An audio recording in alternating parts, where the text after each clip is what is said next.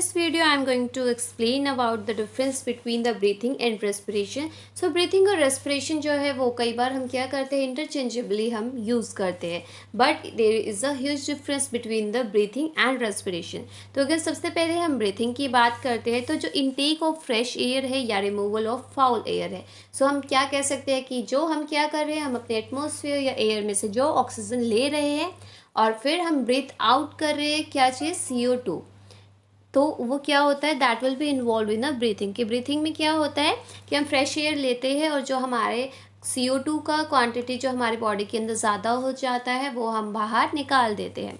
While respiration में क्या होता है, आपका जो फूड होता है बेसिकली वो ऑक्सीडाइज होता है। Oxidation process is there. Basically in short what we can say कि जो आपका फूड है वो टूट रहा होता है कार्बन डाइऑक्साइड, वाटर और एनर्जी में। ठीक है। आफ्टर दैट जो ब्रीथिंग है ये एक तरह का फिजिकल प्रोसेस होता है, वाइल जो रेस्पिरेशन है वो बायोकेमिकल प्रोसेस होता है। ब्रीथिंग में अगर आप देखो तो आप ब्रीथ इन या ब्रीथ आउट जो आपका है ब्रीथिंग रेट है वो आप वेरी कर सकते हो अगर आप थोड़े से कॉन्शियसली आप सांस रोको या फिर छोड़ो। वाइल अगर हम रेस्पिरेशन की बात करते हैं तो ये this is a continuous process जो आप कंट्रोल नहीं कर सकते हो। So respiration is a biochemical process, क्योंकि यहाँ पर क्या हो रहा है बहुत सारे केमिकल्स बेसिकली यहाँ पर जो एक लार्ज पार्ट है वो टूट रहा है छोटे छोटे कॉन्स्टिट्यूएंट पार्टिकल्स में। After that in a breathing no energy is release rather use.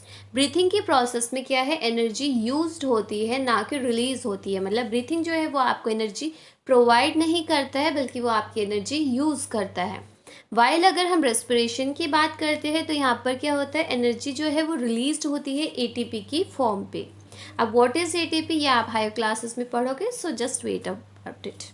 After that breathing जो है that is the extracellular process. तो ये क्या होता है, ये आपके सेल्स में अगर देखा जाए तो ये ऊपरी तौर से बेसिकली ब्रीथ इन ब्रीथ आउट हो रहा होता है आपके सेल्स में। वाइल अगर हम रेस्पिरेशन की बात करते हैं तो विद इन अ सेल जो है ये आपके प्रोसेस जो है वो एक्चुअल में अकर करे। मतलब जो आपका फूड है वो या जो आपका फूड का ब्रेकडाउन हो रहा है, ऑक्सीडेशन का हो रहा है या फिर जो भी ATP का प्रोडक्शन हो रहा है एनर्जी के तौर पर, वो कहाँ हो रहा है, वो इंट्रा सेलुलर प्रोसेस है। दैट मीन्स वो विद इन अ सेल आपके सेल्स के अंदर ये सारा काम हो रहा है। आफ्टर दैट अगर हम ब्रीथिंग की बात करते हैं तो इसके अंदर कोई भी इंजाइम्स जो है वो हमें नहीं चाहिए। वाइल अगर हम रेस्पिरेशन की बात करते हैं तो यहाँ पर बहुत सारे इंजाइम्स का इन्वॉल्वमेंट होता है, तभी तो जो आपका खाना है वो ब्रेक डाउन होता है इनटू अ फाइन पार्टिकल्स।